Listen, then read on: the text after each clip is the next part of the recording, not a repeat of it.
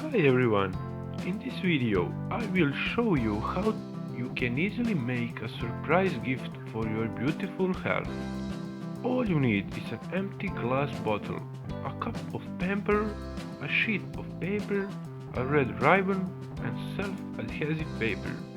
Or if you have some heart-shaped stickers or something similar, you are free to improvise. When you write a message to your loved one, we advise you to be as creative as possible. Roll the paper and tie it with ribbon, or you can better make a bruise.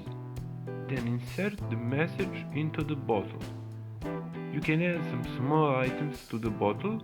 I thought small pieces, for example.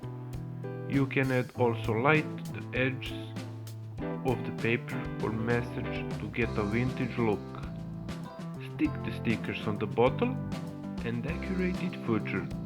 Close the bottle and your surprise gift is ready. Thanks for watching. Pressing the subscribe button is not difficult, but it means a lot to us, and don't forget to write us your impressions. Best regards.